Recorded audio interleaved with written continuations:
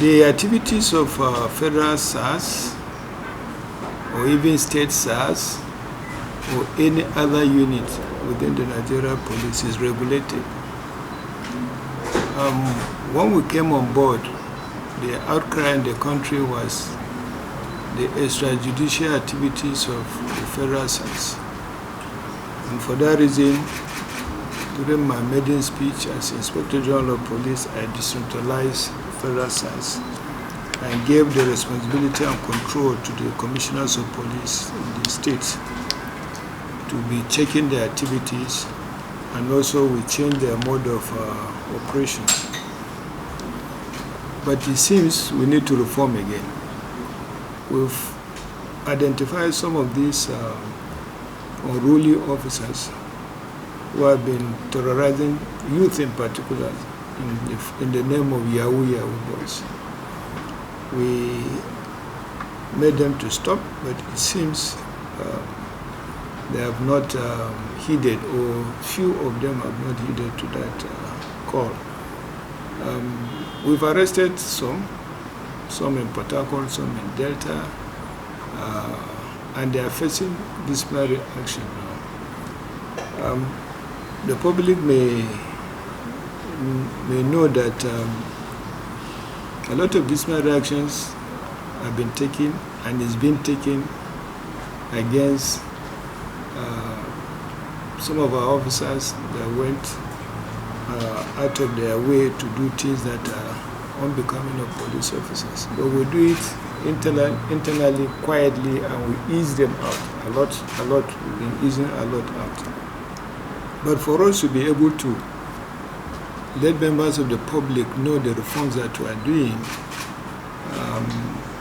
in the police, so that we don't have these bad guys smearing the institution, we need to partner with civil society organizations, and we've been talking with few of them. I think we need to expand so that from time to time we'll sit down and discuss some of the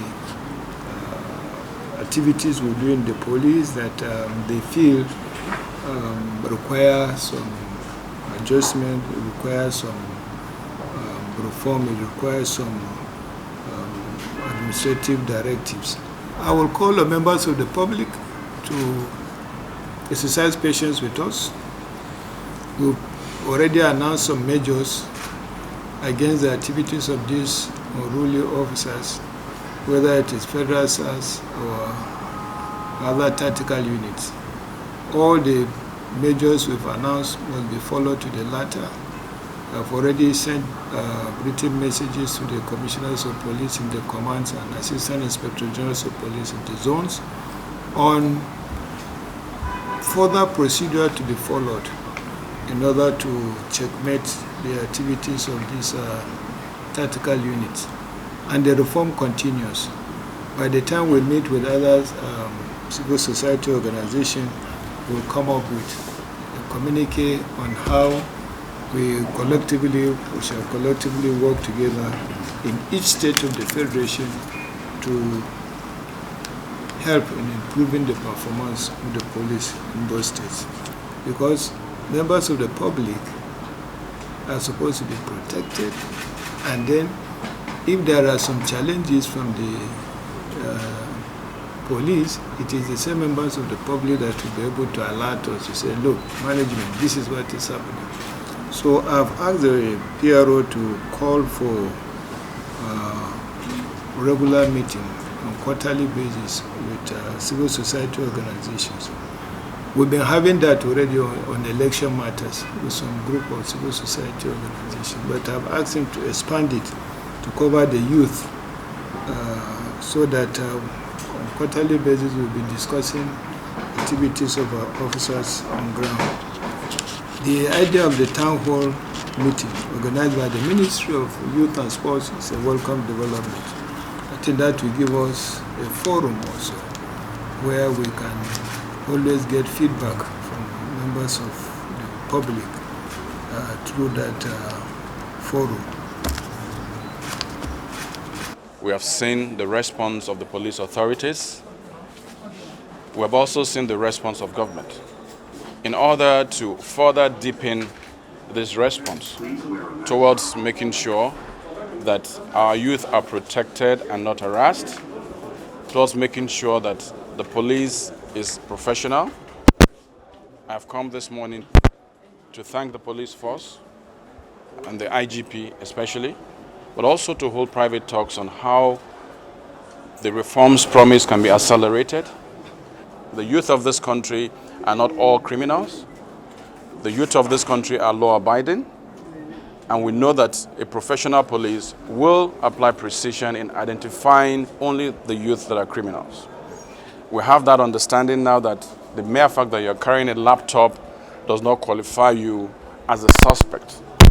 And I'm glad with the conversation we've had today. I'm glad with the cooperation we've had in the last 3 days. And I'm assured that going forward, things, relationship will get better. Yes, there's youth unemployment, and it's a global thing. But I just want to urge our youth to be patient.